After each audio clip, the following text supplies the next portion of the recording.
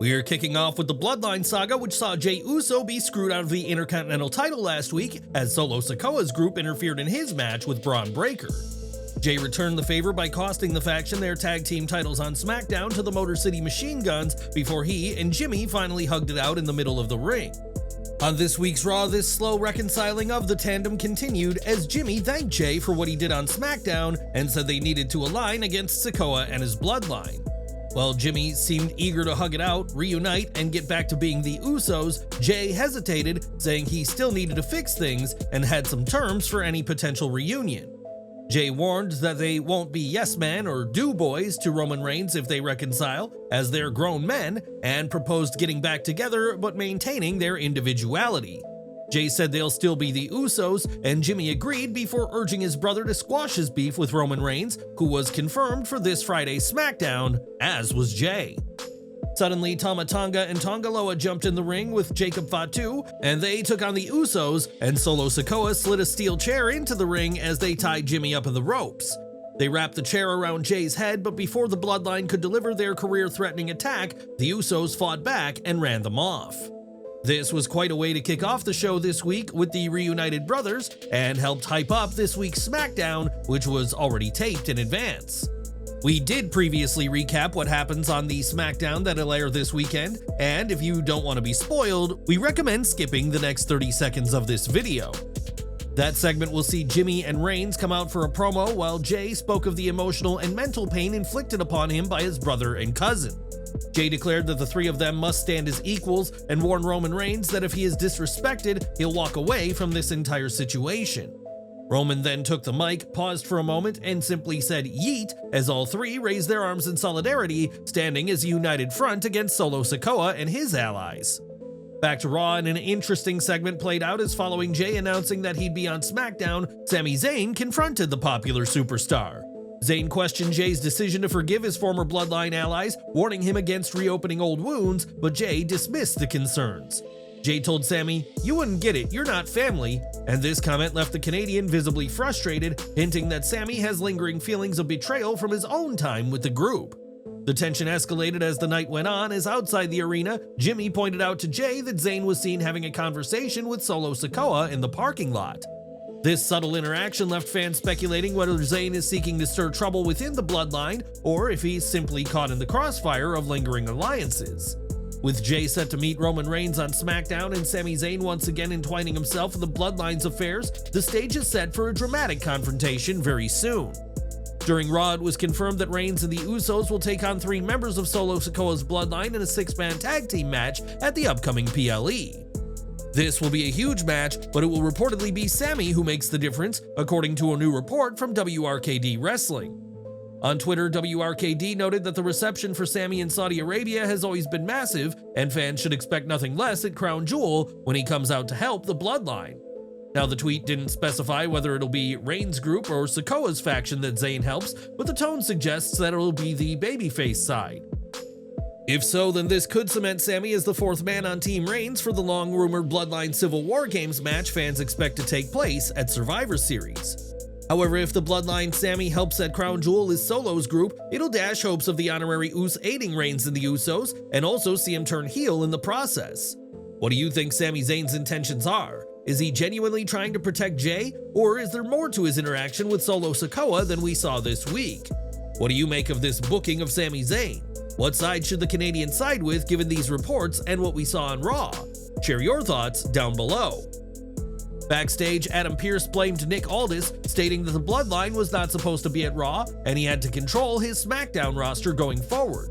Pearce shouted at him over the phone and was clearly furious, and it remains to be seen how the SmackDown GM responds after being chewed out by Pearce via a phone call.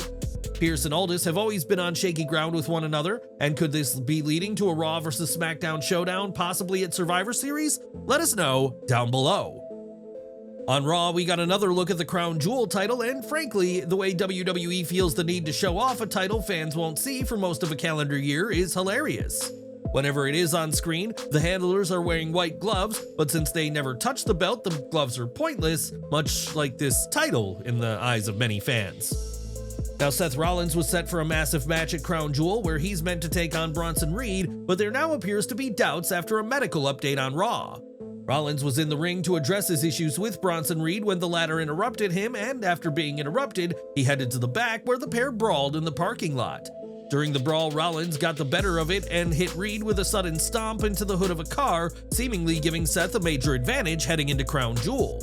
That was until Reed suddenly got up and threw away those checking on him before attacking Rollins again, and the two ended up fighting on the back of a truck. Bronson then hit Seth with a huge driver off the truck onto a platform, with both of them going through, and Rollins was left visibly hurt, and it appears he was hospitalized.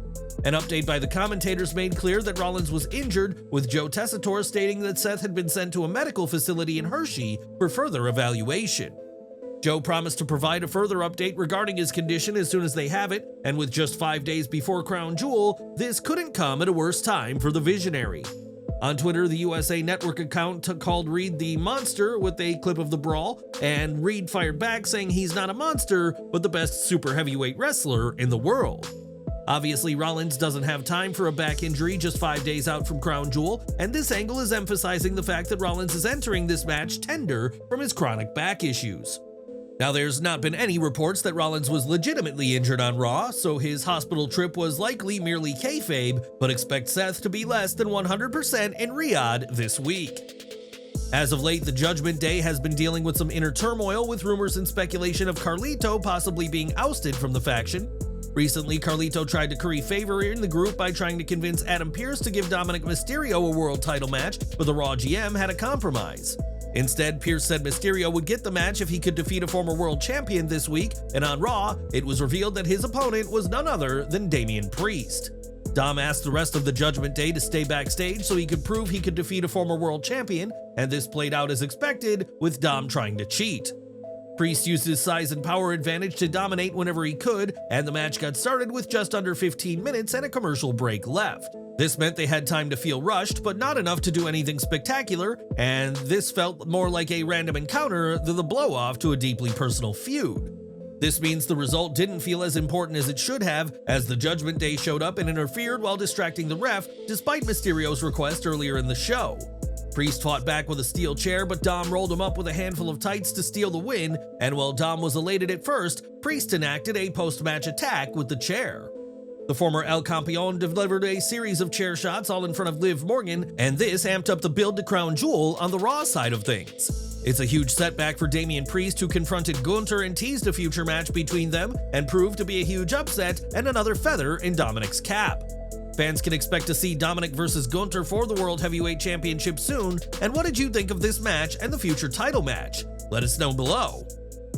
Raw saw the in-ring return of Zelina Vega, who took on American-made's Ivy Nile in her first match on Raw in 3 weeks, and her first singles match on TV in close to 2 months.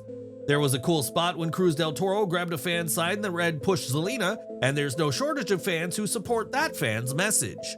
Vega started the match by taking out her La Chancia and slapping Nile in the face with it before throwing it into the crowd, but this was a serious botch for Raw's booking. This was clearly the use of a weapon and should have been a disqualification, but despite the ref seeing what happened, he didn't do anything about it. One has to wonder how the ref would have responded if Vega had used a lead pipe or another handheld weapon, and the issues with this match didn't stop there.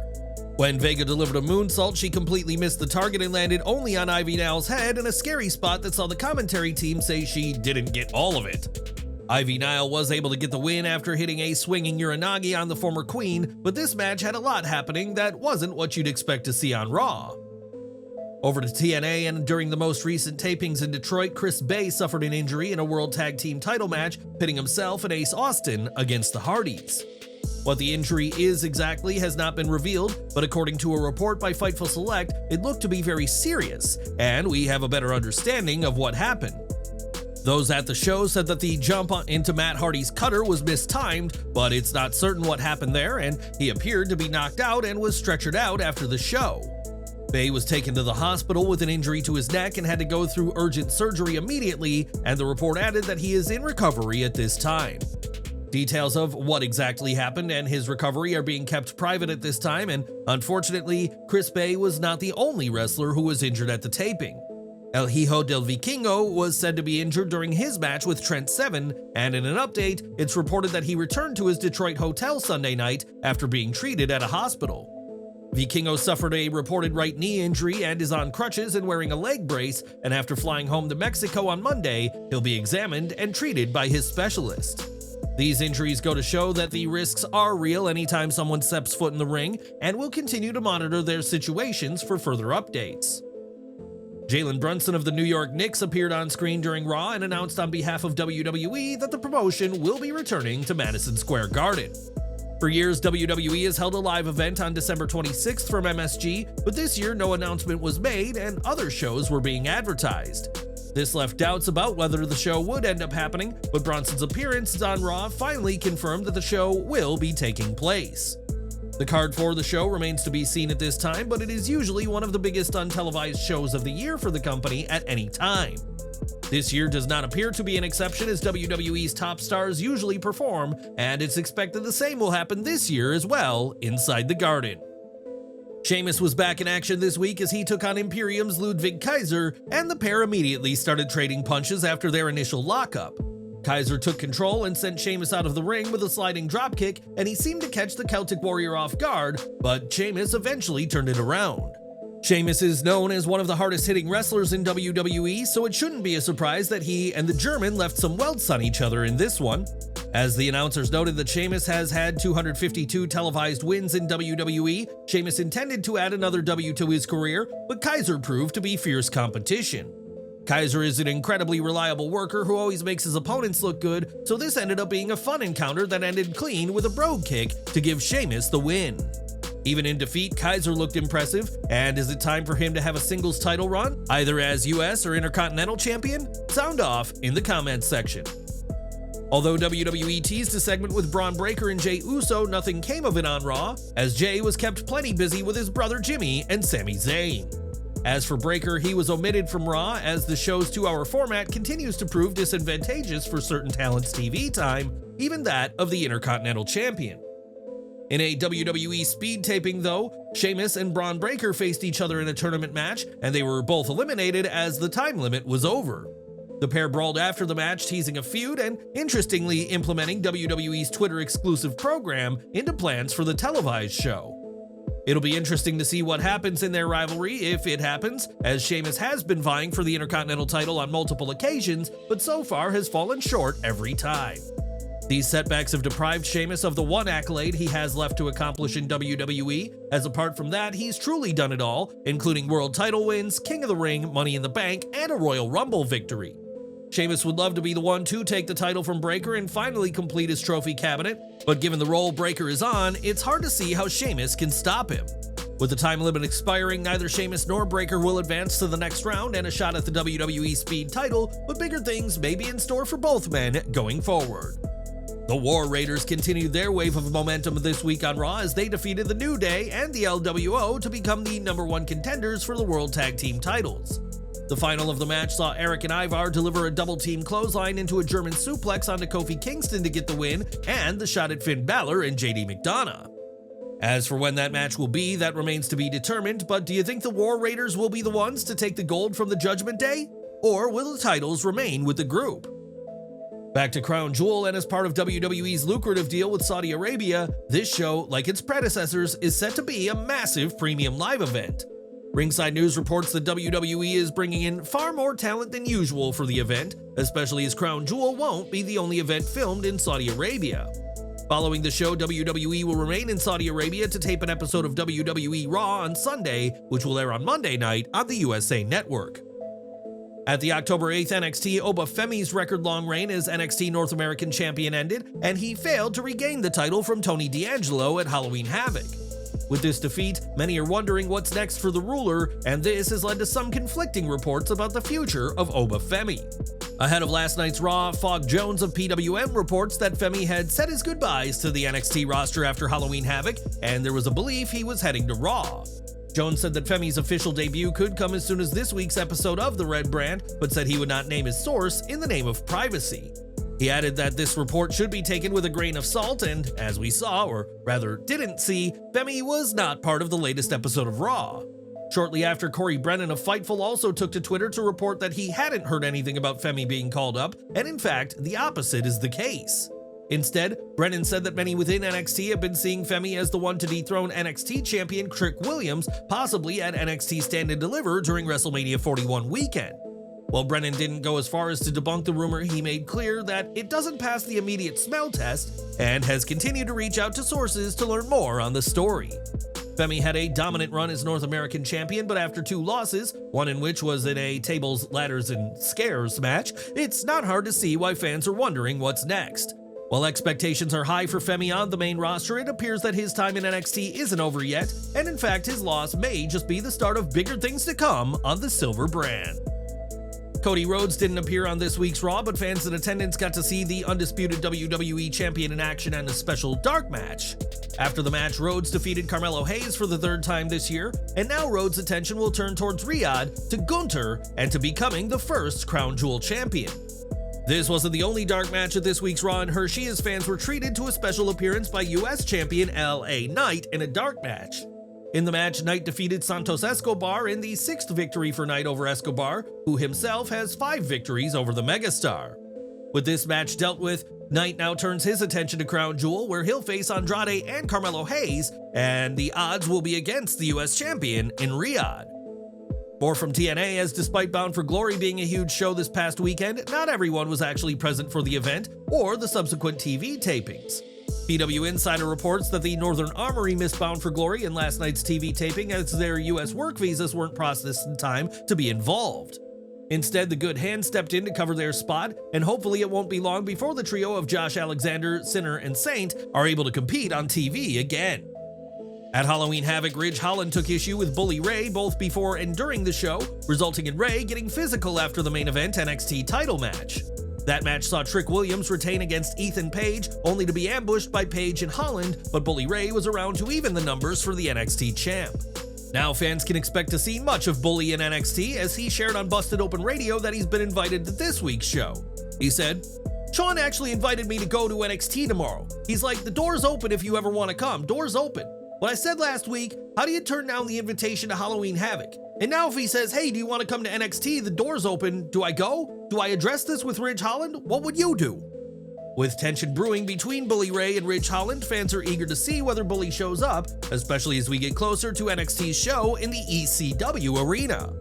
Bully got a huge pop at Halloween Havoc, as fans still have a lot of love for the Hall of Famer, and time will tell if he gets involved with this week's edition of NXT.